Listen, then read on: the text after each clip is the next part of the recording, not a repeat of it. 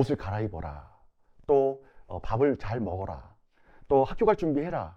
학원 잘 갔다 왔냐. 이런 얘기 했지만 이 친구의 마음을 살피거나 이 친구가 가지고 있는 여러 가지 어려움들을 공감해 주는 말은 상당히 드물었죠.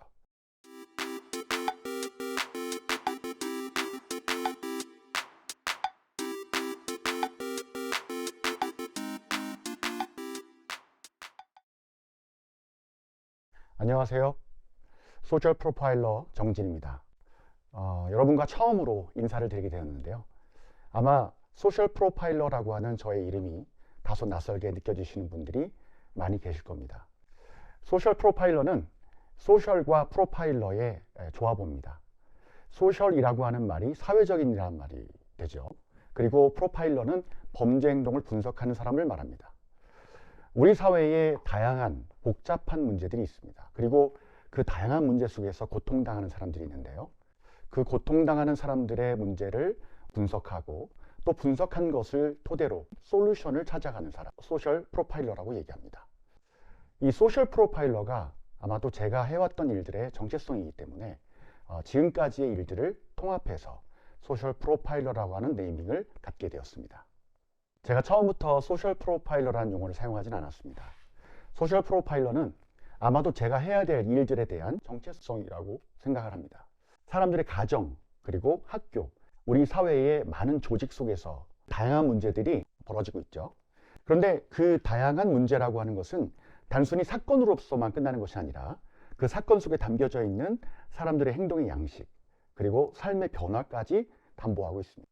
그러다 보니까 제가 소셜 프로파일러라고 하는 일들을 할 때는 사람들의 삶의 변화가 그 사건을 넘어서서 일어날 수 있도록 돕는 일까지 제가 맡아서 하겠다고 생각하게 되었죠.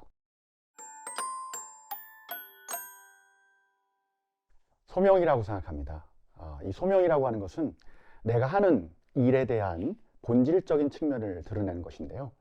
저는 사람을 돕는 일들을 제가 하는 일의 본질적인 그 작업이라고 생각하게 되었습니다.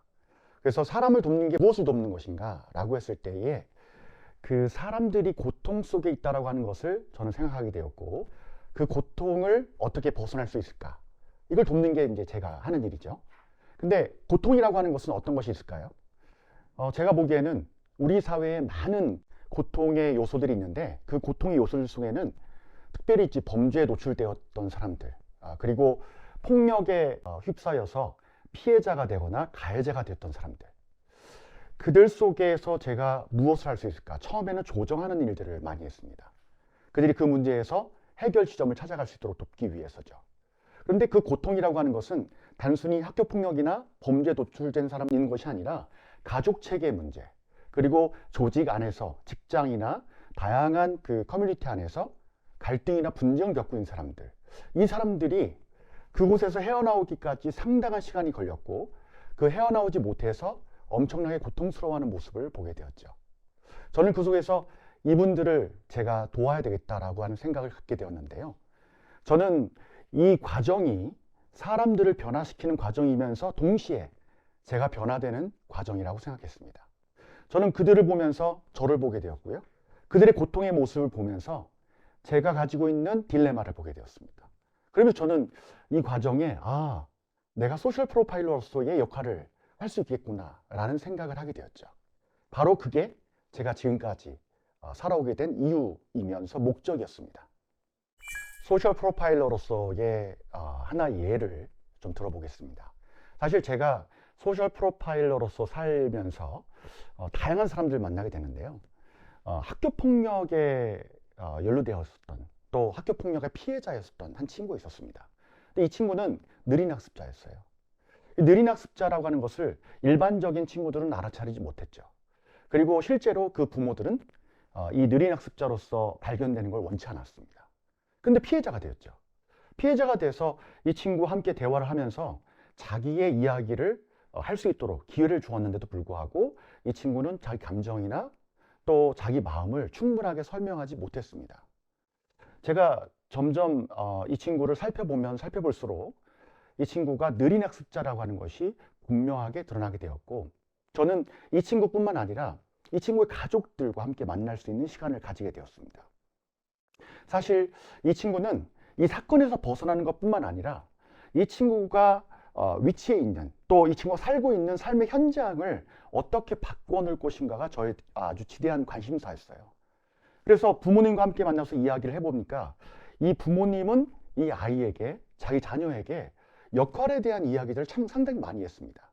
옷을 갈아입어라, 또 밥을 잘 먹어라, 또 학교 갈 준비해라, 학원 잘 갔다 왔냐, 이런 얘기 했지만 이 친구의 마음을 살피거나 이 친구가 가지고 있는 여러 가지 어려움들을 공감해 주는 말은 상당히 드물었죠. 그런 부분에서 저는 이 부모님과 함께 만나서 가족이 어떻게 이 친구와 함께 결합해야 되고 이 친구와 상호작용해야 될 것인지를 이야기해 줄 수가 있었습니다. 그리고 이 가족들을 둘러싸고 있는 또 지역사회 구성원들과 함께 만나서 이 가족을 도울 수 있는 이러한 그 프로그램이 어떤 것이 있는지 찾아보게 되었죠. 그리고 이 친구는 특별히 이 피해자로서 이 사건을 벗어나는 것 이상으로 치료가 필요한 단계였어요. 치료가 필요한 단계니까 저는 이 친구가 약만 먹고 끝나는 것이 아니라, 또 상담 몇 번 받고 자기의 이야기를 하는 걸로 끝나는 것이 아니라 지속적으로 인지행동 치료를 받아야 되고 역할에 대한 수정을 위해서 반복적인 연습을 할 필요가 있었거든요. 그리고 자기의 감정이나 자기의 마음에 대해서 어떤 방식으로 표현하면 좋을지, 마음이 안전하게 공감받는 그런 공간을 만나서 자기를 표출할 수 있도록 도움을 주는 그 일이 제가 해결해야 될 일들이었습니다. 저는 그 가족과 이 친구, 그리고 그 가족을 둘러싸고 있는 지역사회 구성원들, 그 다음에 이 친구가 구체적으로 치료받아야 될 그 요목들을 하나하나 세밀하게 구성해서 제공하게 되었고, 이 가족이 결국에는 해결될 수 있는 그런 구도로 가게 되었습니다. 저는 이 단 한 사례를 보면서 이 친구가 학교폭력에 연루되었었지만 학교폭력에서 벗어나는 것뿐만 아니라 이 가족이 회복되고 이 친구의 삶이 바뀌는 그 변화 과정을 저는 지켜보게 되었죠. 이것이 바로 제가 소셜 프로파일러로서의 역할을 하는 그런 중요한 이유라고 생각합니다. 우리 사회를 연결하는 관계의 근간이 뭐냐, 그 출발선이 뭐냐라고 저에게 질문하신다면 저는 가정과 학교라고 말씀드리겠습니다. 가정과 학교는 한 아이가 성장할 때 반드시 거쳐야 되는 곳이죠. 그곳에서 처음으로 타인을 만나고 또 사회생활을 배우게 됩니다. 생각해 보세요. 한 아이가 가정에서 다른 타인과 만날 때 엄마를 처음 만나거나 아빠를 처음 만나거나 보호자를 처음 만나죠. 그때 그 보호자가 이 아이를 어떻게 대하느냐에 따라서 아이의 정서 상태가 다르게 발전하게 됩니다. 학교에서도 역시 어떤 또래들과 또 어떤 선생님과 함께 만나느냐에 따라서 이 친구가 가정에서 배웠던, 또 가정에서 사랑받았던 그 감정에 대한 표출 방식이 학교에서 다른 친구들에게 나타나고, 또 어른을 대하는 방식 역시 선생님을 대하는 방식으로 나타나게 되죠. 이 방식이 무너지게 되면 상당히 많은 고통이 따라오게 되죠. 이 고통을 많은 사람들은 갈등이나 분쟁으로 겪게 됩니다. 이 갈등과 분쟁이라고 하는 것이 사람들에게는 굉장히 고통스러운 문제거든요. 근데 이 고통이 그냥 고통으로만 끝나야 될까요? 고통은 사람을 성장시킬 수 있는 소스가 되기도 합니다. 그런데 한 아이가 어떤 가정에서 어떤 교육, 또 사랑을 충분히 받고 또 자라는가에 따라서 이 아이가 지니고 있는 자양분 자체가 달라지거든요. 부모에게서 또 보호자에게서 사랑을 충분히 받고 이 아이가 애착이 불안정하지 않게 된다고 한다면 이 친구는 학교에서도 역시 다른 친구들과의 관계가 좋은 친구가 될 것입니다. 그리고 학교 내에서도 다른 친구와 사회생활을 하는 것을 배우게 되는 그 과정을 거치게 되는데, 나와 관점이 다르거나 나와 조금 취향이 다르다 할지라도 다른 친구를 존중할 수 있는 이 과정은 연습과 훈련이 필요한 것인데, 가정에서 사랑을 충분히 받은 아이 같은 경우에는 이 존중의 방식으로 쉽게 교육이 흘러갈 수 있는 여지가 있다는 것이죠. 저는 이런 부분에서 가정과 학교는 굉장히 중요한 모판이 된다고 저는 생각합니다. 제가 첫 번째 쓴 책은 회복적 생활교육 학급 운영 가이드북인데요.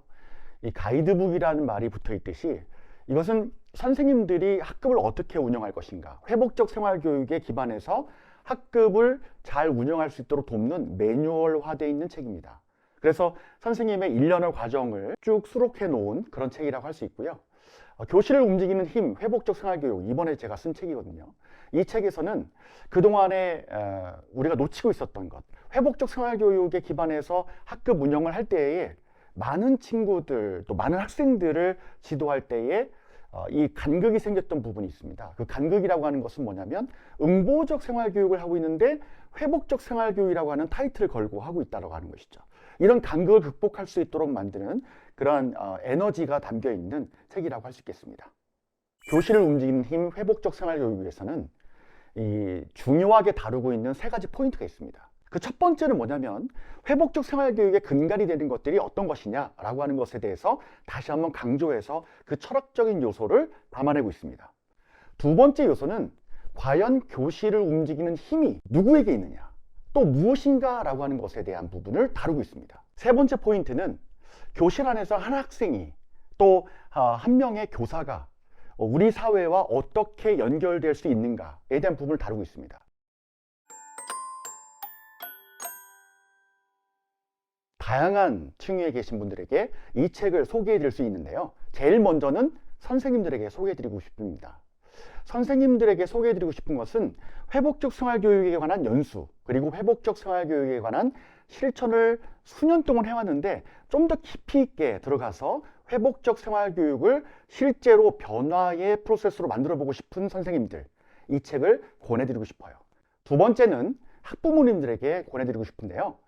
학교에서 자녀들이 회복적 생활교육을 경험한다거나 아니면 우리 아이가 어떤 생활교육을 받으면 좋을까라고 궁금해하시는 보호자분들에게 이 책을 권해드리고 이 책을 가정에서도 적용해 보시기를 권해드립니다.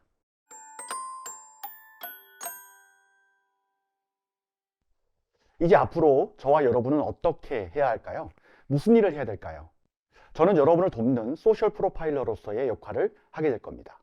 여러분의 이야기 속에 담겨져 있는 그 문제, 그리고 사건, 그리고 그 속에서 겪고 있는 그 고통의 문제를 치유와 회복으로 또 치료의 과정으로 어떻게 하면 진행될 수 있을지 저는 도울 수 있을 것입니다. 그것이 바로 소셜 프로파일러로서의 저의 역할이기 때문에 그렇습니다. 앞으로 여러분 기대해 주십시오.